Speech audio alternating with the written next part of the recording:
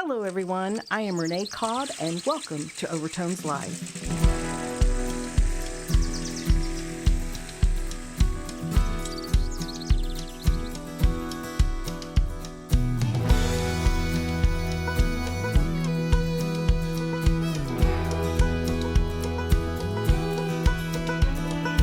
Water is 100 proof.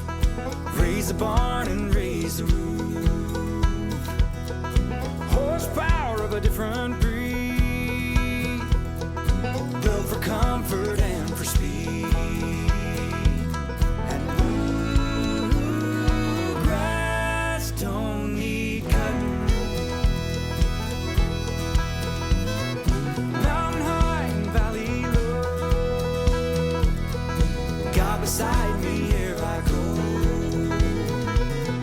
With all the gold and undue spare, early in the summer wind. And bluegrass don't need cutting. Oh, the sun shines bright in the green rolling hills of our birth, and you're closer to heaven than any other place upon this earth. And bluegrass don't need Welcome, everyone. You are listening to a Singing Between the Lines edition of Overtones Live, and this week we are on the road coming to you from Radio Lex Studio in Lexington, Kentucky's Greyhound station. It takes a great community to make great community radio, and Radio Lex is a place where over 160 volunteers create original, hyper-local programming 24/7 in English on WLXU 93.9 FM, and today we are bringing you one of those hyper-local programs with Overtones Live. I'm Renee Collins-Cobb, and I am the host, and today we welcome you to one of our Singing Between the Lines special editions, where we welcome a guest to the studio, and we feature an album release from that artist. Today, we are very excited to welcome Cody Lee Meece in his 5th appearance on Overtones Live, and Cody Lee has just released a full-length album on vinyl, I believe. Yes, ma'am. Yes, with his band, The Poor Excuses, titled Love Ain't Worth the Trouble. We're going to find out about that, whether it is worth the trouble or not, right, Cody? Cody Lee, once again, welcome to Overtones Live. Cody is a songwriter and composer from Somerset, Kentucky, who spent the majority of his teenage years rambling from couch to couch. At 18, he took a Greyhound bus to Nashville, Tennessee, only to find himself living on the streets for 4 months in pursuit of his dreams. And after a short stint back home, he hit the road again, spending time bouncing around Mississippi, Louisiana, and Texas. And during his travels, he picked up different flavors and styles of songwriting and storytelling. He has developed a deep, earthy, intimate, and very vulnerable writing style. Scars and tattoos tell the story of his life spent on the run in dark places, only to come out clean and wise. Well, I like all kinds of that. This is not your first album, as we mentioned, Cody, right? Right. You released one called The Break that I wrote about on our Overtones Live blog. And The Break is one of my favorite albums of all time. However, I kind of listened to yours this morning. It might be inching up there. But The Break had a collection of songs that were waiting to emerge in a recorded way for a while before it was made, right? Absolutely. And we heard a lot of those songs in the early parts of Overtones Live when you were at the Lyric with us Yep. in several shows, kind of releasing those. So what can you tell me about the string of quality work you've been able to provide for your fans over the last 5 years, even before COVID? Well, I mean, I'm still digging through. I mean, I've got notebooks and things scattered everywhere. So, there's a lot of stuff that doesn't make it, way more than does. But honestly, I've just been fortunate to get to pen a lot of songs that, maybe at the time I didn't even really realize that I was trying to create necessarily a piece of work. I was just trying to make sense of what I was experiencing at the time and give some kind of hope to getting through it in some way. And I don't know.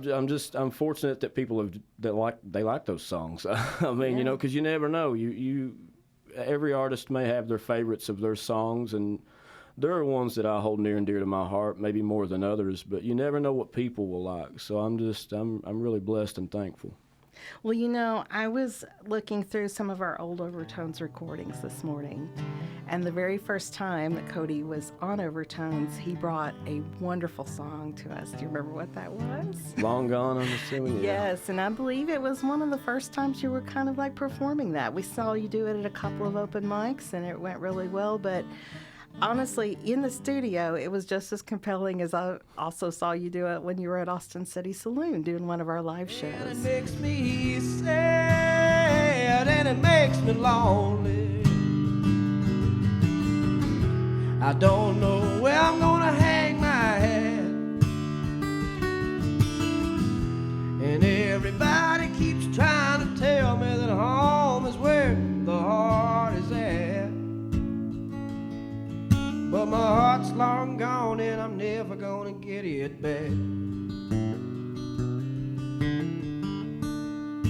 I'm never gonna get it back. Yeah, it makes me sad and it makes me lonely. I don't know where I'm gonna hang my hat or where I'm gonna hang my hat. And everybody keeps trying to tell me that home is where the heart is at. But my heart's long gone and I'm never gonna get it back. I'm never gonna get it back. Would you say that that song has kind of connected you with a lot of your fans in a lot of different ways? Or was that the start? Or do you feel that there's another song that really resonated with them? That's a tough one. Long Gone, and since writing that song and performing that song, I've wrote the sequel to that song, which I hadn't really ever planned to nor wanted to, but it's the sequel to that one's called Memories of the Man, and it's about the passing of my grandpa, which happened on December 26th of 2020. So sometime after, my mamaw had passed, and those songs, it's hard to want to share them fully, really give them their due in a live setting, because they're so close to you and they're so vulnerable that there's a fear of sharing those things with people. Mm-hmm. Because man, what if they think this song's just not good, and here this thing is that means a lot to me. So you never know how it will be received, but it has been received well, both of those songs, and it's always really nice to hear someone come up to you after a show. I mean, the compliments on guitar playing or stage presence, that stuff's wonderful, that's great, and I do appreciate it, but the most meaningful stuff is when someone comes up to you and says, hey man, that song about your grandma or your grandpa, that really touched me, and it made me think about, my grandma or my uncle or my whoever, and it's, you realize that, in sharing those things, not only is it received well, but you get a whole lot back from doing it. Mm-hmm. And so, again, thankful, blessed. I don't know if you recall when you sang that song and you had come over to our home for a little while, because you and I believe John New were going over to the Twisted Cork to perform that night. But by the time that we got home and we did that one live in the studio, it had already had like 16,000 views in just a few, less than an hour, and it to this day is one of our most well-viewed videos. So it was this really remarkable song, and we're going to talk more about the songs that you have on this album, but I thought it was really important to set the stage with your amazing songwriting ability, and that's what I think we've done today.